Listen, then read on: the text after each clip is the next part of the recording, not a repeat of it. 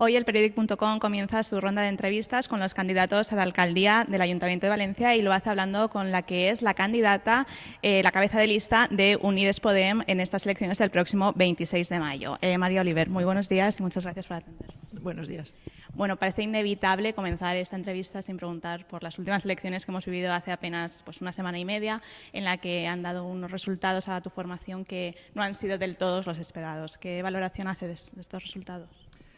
Pues una primera valoración que yo creo que es positiva en cuanto a que lo que es la ciudadanía, tanto a nivel autonómico como a nivel estatal, han apoyado un gobierno progresista, salga lo que salga, será un carácter progresista y esto está bien porque se ha frenado el fantasma que teníamos todas ahí de la extrema derecha. La ciudadanía quiere avanzar, sobre todo en derechos, y no retroceder en épocas oscuras. Es verdad que nosotras veníamos con unos pronósticos incluso peores. En este sentido, estamos contentas y esperamos ser clave de gobierno, ¿no? Tanto a nivel botánico como a nivel estatal. Preocupación por un poco el titubeo del PSOE. La verdad es que no leemos bien la lectura de lo que está haciendo Pedro Sánchez, no es positiva. Esto de la geometría, digamos, el poderse amoldar. Yo interpreto en el tema de derechos a unos partidos y en el tema de modelo económico y modelo de país, amoldarse al IBEX 35 pues me parece haber timado a su electorado, y porque hubo mucho voto útil al PSOE, y creo que yo lo interpreto en unos términos muy preocupantes, ¿no? Porque al final el IBEX 35, si quiere gobernar, pues que se presente a las elecciones, que es lo que tiene que hacer. Y con estos resultados sobre la mesa, además os presentáis a estas elecciones de la mano con Esquerra Unida. ¿Cómo se plantea esta campaña? En principio la decisión viene de la reflexión un poco de que ningún voto se pierda, ¿no? De ningún voto progresista se pierda. Digamos que somos fuerzas políticas diferentes, sobre todo por la historia y por la manera de enfocar nuestra presencia en las instituciones. Podemos, sí que somos el único partido que en este momento no se financia con nadie más que la propia ciudadanía, que es nuestra diferencia, pero entendemos que podemos hacer todo tipo de alianzas en cuanto a que el programa es común y la ciudadanía tiene que tener claro qué es lo que está votando, ¿no? Y en este sentido, pues con Esquerra Unida estamos cómodas. Durante estos últimos 4 años has estado al cargo de la Concejalía de Vivienda, que a veces pasa un poco desapercibida, ¿no?, entre todo el resto de concejalías que tiene el Ayuntamiento de Valencia. ¿En qué se ha avanzado en esta materia de vivienda durante los 4 años? Sí, vivienda es una concejalía que ni existía, porque la vivienda no es una competencia municipal, pero claro, es como todas las grandes competencias, no son municipales, pero nos atañen especialmente, ¿no? Educación, vivienda, sanidad.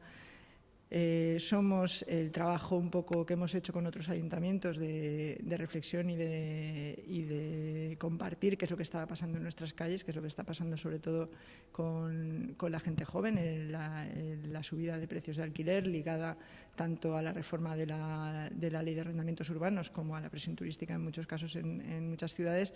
Lo que ha hecho es que, poniendo en común lo que estamos viendo pues en Zaragoza, Barcelona, Madrid y Coruña, Cádiz, poniendo en común lo que está pasando, pues de alguna manera hemos hecho frente común, hemos ido al Ministerio y precisamente ha sido el Grupo Parlamentario Unidos Podemos el que nos ha estado apoyando en nuestras reivindicaciones, que tienen que ver con la necesidad de la reforma de la ley de arrendamientos urbanos, que ya hemos conseguido algo, pero sobre todo de la capacidad que puedan tener los ayuntamientos de regular los precios de alquiler en las zonas donde realmente se están convirtiendo en precios abusivos, ¿no? Lo que hemos podido hacer desde el ámbito municipal es poner rápidamente en marcha tanto servicios de mediación como de información a la ciudadanía en caso de desahucios, tanto hipotecarios como de alquiler, y luego las ayudas de vivienda, que lo que hacen son una manera rápida de poner en marcha precios asequibles, ¿no? Porque al final estamos pagando el 40% del alquiler a 1.500 familias.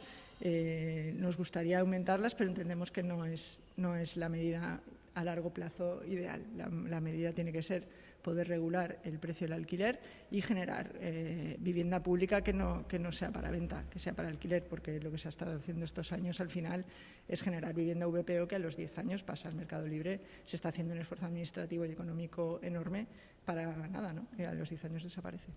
Hace 4 años, en las últimas elecciones municipales, os presentasteis con el objetivo de que la institución fuera más cercana a la ciudadanía y que la ciudadanía tuviese voz. Esta idea os ha llevado a tener un poco algunas disputas con los socios de gobierno. ¿Cómo planteáis este acercamiento, ¿no?, de la ciudadanía con la institución?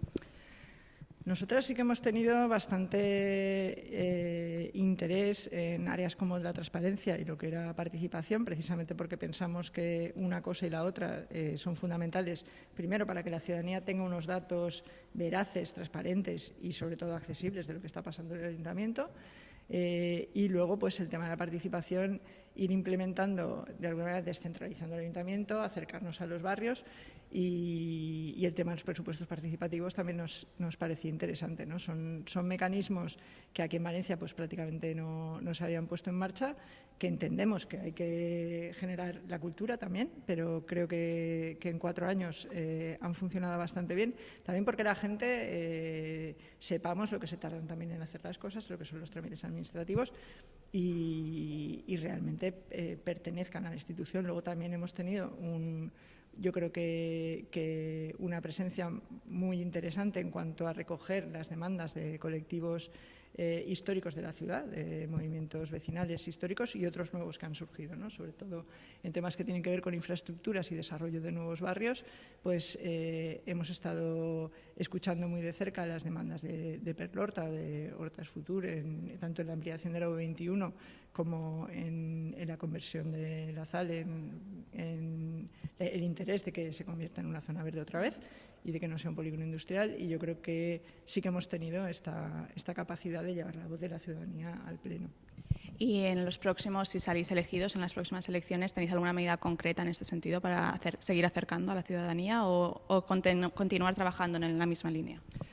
Se ha quedado pendiente el reglamento de participación, que creo que era importante porque de alguna manera era el que estructuraba nuevas vías de participación a través de las juntas de distrito. Las juntas de distrito siempre han estado muy politizadas, son los vocales de los propios partidos los que de alguna manera están marcando la línea política de las juntas y no hay mecanismos de que la ciudadanía, bien asociada o bien de manera individual, pueda hacer llegar su voz al pleno. Nosotras hemos estado insistiendo en que estos mecanismos se generen.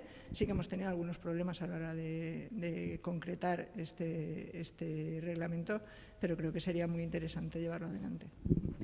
Los 2 temas un poco estrella de esta legislatura que han recibido bastantes críticas, también halagos, ha sido el tema de la movilidad y de cultura festiva. Empezando por movilidad, no sé qué opinión te mereces, si compartes el plan de movilidad que se ha impulsado desde Compromís. Realmente el plan de movilidad, curiosamente, lo impulsó el Partido Popular. El PEMUS es un proyecto del Partido Popular que estamos implementando. Yo creo que lo que pasa es que se está haciendo especial hincapié en los carriles bici segregados, que yo creo que es como hay que hacerlo, pero realmente el carril bici no genera barrio. El carril bici es, digamos, la interconexión rápida de la bicicleta entre barrios, ¿no? Y de alguna manera se han dejado en un segundo plano medidas que para nosotras sí que generan barrio, ¿no? Que es la propia movilidad de las bicicletas en la pacificación de los barrios. Valencia tiene una estructura perfecta para eso, porque conserva de alguna manera su estructura histórica. Patrais, Benimaclet, Campanar, prácticamente todos los barrios tienen una serie de calles que se podrían pacificar y permitir tanto la peatonalización, que creo que es una de las cosas que quedan pendientes, como la integración de la bicicleta sin necesidad de segregarla, ¿no? Porque al final la segregación está muy bien como vía rápida, pero ya te digo, no genera barrio y genera muchos problemas. Entonces, tampoco creo que sea una cuestión a implementar en todas las calles en una ciudad como Valencia, que no lo necesita.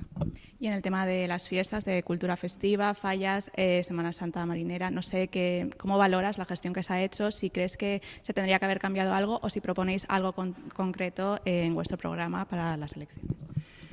Sí, yo creo que la oportunidad que nos daba el ser las fallas Patrimonio de la Humanidad creo que se está desaprovechando. Creo que las fallas están creciendo y el propio colectivo fallero debería hacer una reflexión sobre cómo abordar este crecimiento. Las fallas tienen una estructura, digamos, de autogestión ejemplar, pero que tiene unos límites. Tiene unos límites que con el crecimiento de la fiesta y, digamos, de alguna manera el desborde de la propia comunidad fallera, se tiene que pulir cuál es el uso que se le da al espacio público. Hasta ahora ha sido un uso mayoritario de las fallas, pero caminamos claramente a un uso mixto con otras propuestas culturales que, por otra parte, también pueden mejorar la oferta cultural durante esos días, ¿no? También hay otra reflexión, que es la cantidad de ingresos que proporcionan las fallas y la precarización que tienen todas las artes que están, de alguna manera, posibilitando el producto fallero, ¿no? Tanto la pirotecnia como los artistas falleros, la gente que se dedica a la indumentaria, los músicos viven una precariedad que no se corresponde con el auge de la fiesta, ¿no? Y este tipo de cosas yo creo que habría que corregirlos, y nos hemos dedicado a hacer política un poco de cara para afuera. También hay que hacer política de cara para adentro. Después el tema del empleo también ha sido pues una apuesta fuerte que habéis hecho desde el Gobierno de la NAO en estos años. ¿Qué proponéis de cara a la siguiente legislatura para seguir avanzando en esta materia? Nosotras tenemos como propuesta fundamental, hemos detectado que hay un abandono de lo que es la formación a partir de los 20 años en esta ciudad, especialmente preocupante. Tenemos los porcentajes de abandono más grandes de España, que ya tiene el porcentaje más grande de la Comunidad Europea, y creemos que hay que incidir en este punto. Nuestra propuesta es una renta para gente entre 20 y 24 años, condicionada a que retomen digamos, una formación que tenga que ver con ciclos formativos, que también tengan que ver con las apuestas de modelo socioeconómico que quiere esta ciudad, ¿no? No basta con hablar de que queremos revitalizar la huerta o de que queremos tener una ciudad sostenible, no basta hablar de innovación, sino que yo creo que tenemos que preparar las personas formadas que puedan atender a este modelo económico, y creo que no nos podemos permitir que nuestra propia ciudadanía joven, que no solamente es el futuro, sino que es el propio presente de la ciudad, pues en este momento esté abandonando su formación, porque no creo que es precisamente el origen de todo lo que nos va a hacer falta y nos está haciendo falta ahora mismo. ¿Apostáis por una reedición del Pacto de la NAO? Por supuesto, claro. Sí, yo creo que quedan muchísimas cosas por hacer. Hemos aprendido mucho. Y creo que también a la hora de generar otro pacto se generará con otro enfoque que tiene más que ver con objetivos políticos que con asumir unas u otras competencias, y creo que ha funcionado muy bien. ¿Qué diferencia a Unidas Podemos del resto de partidos que se presentarán a las elecciones municipales el 26 de mayo? Pues yo creo que en general, y se ha visto a lo largo de toda la legislatura, es que nosotras tenemos la capacidad, porque no le debemos nada a nadie, no le debemos nada a ningún empresario ni a ninguna entidad bancaria, de poner el interés ciudadano siempre por delante de intereses particulares. Esto se ha visto en cada vez que, desde la gestión de la Arena, que yo creo que ha sido algo tan evidente como que un empresario tiene un interés evidente de hacer una compra de un suelo público, y nosotras siempre hemos defendido la cesión, ¿no? De esta manera, pues al cabo de 50 años, el suelo, en vez de ser del empresario y el edificio del empresario, pues el suelo será público y el edificio también, ¿no? En estas cosas que generan muchísimas tensiones y que generan mucha presión a la clase política, nosotras somos capaces de aguantar, porque nuestra estructura no depende de eso. Vamos a estar aquí igual. Bueno, y ya por último, en el periodic.com tenemos lectores de diferentes localidades y municipios de toda la Comunidad Valenciana. Entonces, nos gustaría que mandaras un mensaje a todos ellos, convenciéndoles o pidiéndoles que os apoyen en las urnas el próximo 26 de mayo. Pues yo creo que precisamente por eso, que somos la única fuerza política que no se financia con los bancos, somos la única capaz de de plantarnos tanto al IBEX 35, y lo vamos a ver a nivel estatal, como a intereses económicos que tienen que ver con grandes infraestructuras, grandes desarrollos urbanísticos. En este país lo hemos vivido muy de cerca y muy recientemente, y creo que vamos a ser las únicas que vamos a estar cuidando del interés general, porque podemos, somos la única fuerza política que podemos. Bueno, pues muchas gracias por atendernos. Hasta aquí ha llegado la primera entrevista de este ciclo de entrevistas con los candidatos al Ayuntamiento de Valencia que se presentan a las elecciones del próximo 26 de mayo. Muchas gracias. Muchas gracias.